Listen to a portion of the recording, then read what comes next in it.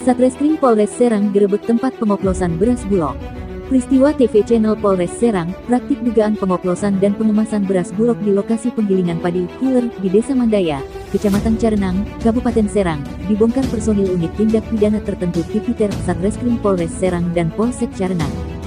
Dalam penggerebekan pada Minggu tanggal 3 Februari tahun 2024, petugas mengamankan 25 ton beras, 5 ton beras yang sudah dioplos, ribuan karung kosong serta 3 unit kendaraan yang dijadikan sarana pengangkut. Petugas juga mengamankan SK 56 tahun pemilik Huler sekaligus pemilik beras. Pengoplosan beras ini sudah berlangsung sejak 2029. Dari keterangan yang kami dapat, sejak Desember tahun 2023, pelaku sudah mengedarkan beras oplosan kepada masyarakat sebanyak 270 ton, ujar Kapolres Serang, AKBP Chandra Sasongko saat konferensi pers, Kamis tanggal 7 Maret tahun 2024. Kapolres menjelaskan terbongkarnya dugaan tindak pidana persaingan curang dan perlindungan konsumen dengan modus mengoplos dan reketing beras, setelah tim unit Tipiter dan Polsek Carenang melakukan penyelidikan terhadap Huler yang juga gudang penyimpanan beras. Menurut Kapolres, setelah memastikan bahwa lokasi tersebut adalah tempat pengoplosan beras, dirinya melakukan penyamaran sebagai bandar beras yang mengaku sedang mencari beras dan langsung melakukan penindakan. Hasil penggerebekan diketahui ada dugaan persaingan curang dengan modus pengoplosan beras, terang Kapolres yang akrab disapa Condro didampingi Kasatreskrim AKP Andi Kurniadi S. Condro melanjutkan dalam kasus ini pihaknya telah mengamankan 5 orang yang terkait kasus tersebut, namun dari hasil pemeriksaan, penyidik menetapkan SK pemilik Huler dan beras sebagai tersangka. Ada beberapa orang yang kami amankan dalam penggerebekan, namun dari hasil pemeriksaan, penyidik menetapkan 1 orang sebagai tersangka, tutur mantan Kasubdit Tipiter di Treskrimsus Polda Banten. Kapolres mengatakan modus yang dilakukan yaitu mereka mengoplos beras Bulog jenis premium dengan beras tidak layak konsumsi yang sudah dicuci atau bleaching dan diberi pengharum menggunakan vanili. Setelah dioplos, beras kemudian dikemas ulang dengan kemasan merek Ramos. Jadi modus operandinya membleaching beras tidak layak konsumsi dan memberi pewangi menggunakan vanili.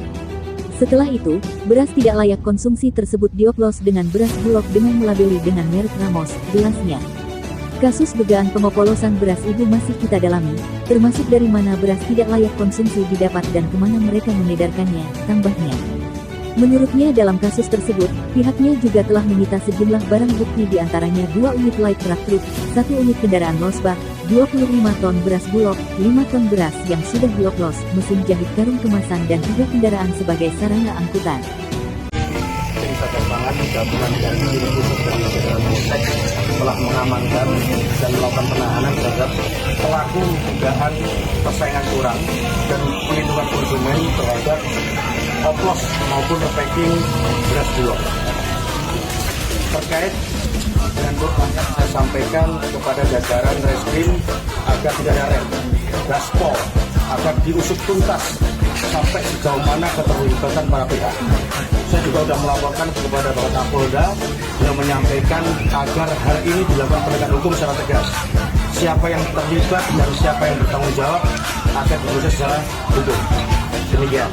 Dengan adanya kejadian ini para pelaku nanti akan disangkakan pasal 62 ayat 1 Jo pasal 8 ayat 1 Undang-Undang Nomor 8 Tahun 1999 tentang perlindungan konsumen dengan pidana penjara paling lama 5 tahun atau denda paling banyak 2 miliar rupiah, terangnya.